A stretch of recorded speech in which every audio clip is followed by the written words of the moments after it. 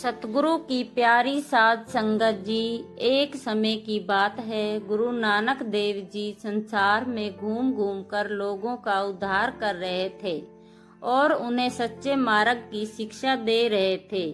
इसी प्रकार चलते चलते एक दिन गुरु नानक देव जी एक छोटे से गांव में जा पहुँचे।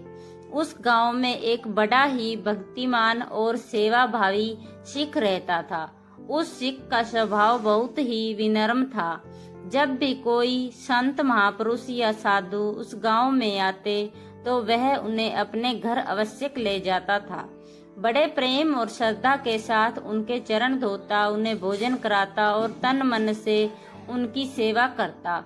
उनके मन में संतों के प्रति बहुत श्रद्धा थी, लेकिन उनके हृदय में एक जिज्ञासा भी हमेशा उठती रहती थी। इसलिए जब भी कोई महात्मा उसके घर आता तो वह उनसे एक ही प्रश्न अवश्य पूछता, है महात्मा जी, संतों और साधुओं के दर्शन करने से मनुष्य को क्या फल प्राप्त होता है? उसने यह प्रश्न कई संतों से पूछा था, परंतु उसे ऐसा संतोषजनक उत्तर कभी भी नहीं मिला जिससे उनके मन की जिज्ञासा शांत हो सके। साध संगत जी, जब प्रभु किसी की सच्ची जिज्ञासा देखते हैं तो उसे मिटाने के लिए स्वयं ही रास्ता बना देते हैं। उस सिख के मन में यही सच्ची प्यास पूरी करने के लिए एक दिन स्वयं गुरु नानक देव जी उसके घर पर जा पहुँचे। जब उस सिख ने अपने घर के द्वार पर गुरु नानक देव जी को खड़े हुए देखा तो उसकी खुशी का ठिकाना नहीं रहा। वह दौड़कर उनके चरणों में गिर पड़ा। बड़े आदर और प्रेम से उसने गुरु जी को अपने घर के भीतर बिठाया और विनम्रता से उनकी सेवा करने लगा। उसने प्रेम पूर्वक भोजन तैयार किया और गुरु जी को भोग लगाया। गुरु जी ने उसकी सच्ची भावना को देखकर प्रसन्नता से भोजन ग्रहण किया। भोजन के बाद वह सिख हाथ जोड़कर विनम्र स्वर में बोला, है गुरु साहिब जी, मेरे मन में बहुत समय से एक प्रश्न उठता रहता है। मैंने कई संतों से यह प्रश्न किया है, परंतु मेरे मन को संतोष देने वाला उत्तर नहीं मिला। कृपा करके आप ही मेरी इस जिज्ञासा को दूर करें। बताइए, साधु संतों के दर्शन करने से मनुष्य को क्या फल प्राप्त होता है? इतना कहकर वह सिख बड़ी श्रद्धा और उत्सुकता से गुरु नानक देव जी की ओर देखने लगा, मानो आज उसके जीवन का सबसे बड़ा प्रश्न का हल होने वाला हो। वह सिख हाथ जोड़कर विनम्रता से बोला, गुरु साहिब, जैसे आप पूर्ण गुरु हैं वैसे ही कृपा करके मेरे इस प्रश्न का पूरा उत्तर दीजिए ताकि मेरे मन को सच्ची दृष्टि मिल सके। यह सुनकर गुरु नानक देव जी मुस्कुराए। गुरु नानक देव जी ने उस सिख की ओर प्रेम भरी दृष्टि से देखा और बड़े शांत स्वर में कहा, भाई, यदि तुम सच में इस प्रश्न का उत्तर जानना चाहते हो तो कल प्रातः एक उजाड़ स्थान पर चले जाना। वहां तुम्हें एक बहुत ही अद्भुत और सुंदर नजारा दिखाई देगा।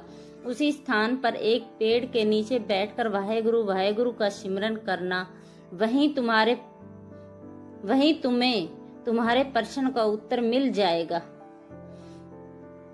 और तुम्हारे मन को पूर्ण तसल्ली हो जाएगी। साध संगत जी, गुरु नानक का वचन पत्थर की लकीर होता है। अगले ही दिन वह सिख सुबह सुबह उठकर गुरु जी के बताए हुए उस उजाड़ स्थान की ओर चल पड़ा। चारों ओर सन्नाटा था, दूर दूर तक कोई मनुष्य दिखाई नहीं देता था। कुछ देर चलने के बाद उसे वही स्थान मिल गया जिसके बारे में गुरु नानक जी ने बताया था। वहां एक बड़ा सा पेड़ खड़ा था। उस सिख ने उसी पेड़ के नीचे अपना आसन लगाया और आंखें बंद करके वाहेगुरु का सिमरन करते हुए बैठ गया। उसी पेड़ की डालियों पर 2 कौवे बैठे हुए थे। जैसे ही उन कौवों की नजर उस सिख पर पड़ी, अचानक एक अद्भुत घटना घटी। साध संगत जी, देखते ही देखते वे दोनों कौवे बुगले में बन गए। यह दृश्य देखकर वह सिख कुछ समय तक वहीं बैठा रहा। उसका मन आश्चर्य से भर गया, परंतु उसे समझ नहीं आया कि यह सब क्यों हुआ। कुछ देर बाद वह उठकर अपने घर वापस आ गया और सीधा गुरु नानक देव जी के पास पहुंचा। वह हाथ जोड़कर बोला, हे गुरु साहिब जी, मैं आपके बताए हुए स्थान पर गया था। वहाँ पेड़ के नीचे बैठकर मैंने वाहेगुरु का सिमरन भी किया, परंतु वहाँ अजीब घटना घटी। उस पेड़ पर बैठे दो कौवे अचानक बुगले बन गए।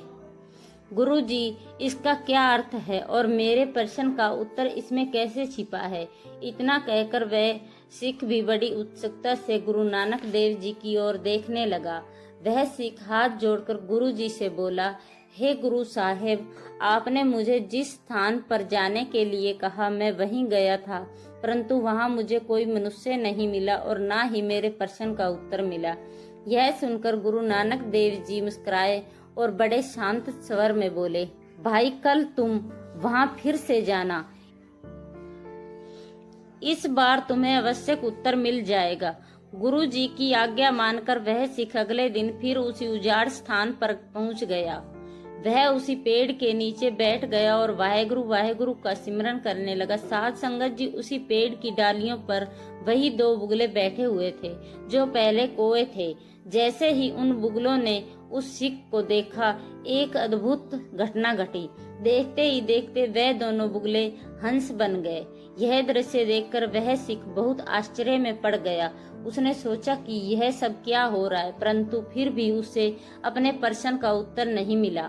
कुछ देर बाद वह वापस लौट आया और गुरु नानक जी के पास बैठ गया। वह विनम्रता से बोला, हे गुरु साहिब, पहले दिन मैंने दो कौवों को बुगला बनते देखा और आज उन्हीं बुगलों को हंस बनते देखा, परंतु किसी ने भी मेरे प्रश्न का उत्तर नहीं दिया। उसकी बातें सुनकर गुरुजी ने कहा, भाई इस बार फिर से उस पेड़ के पास जाना जहाँ वे दोनों हंस रहते हैं। वहाँ तुम्हें तुम्हारे प्रश्न का उत्तर अवश्य मिल जाएगा और तुम्हारी चिंता भी दूर हो जाएगी। गुरुजी का आदेश पाकर वह सिख अगली सुबह फिर उसी स्थान पर जा पहुंचा। जैसे ही उन हंसों ने उस सिख को देखा, एक और चमत्कार हुआ। साध संगत जी, देखते ही देखते वे दोनों हंस मनुष्य के रूप में प्रकट हो गए।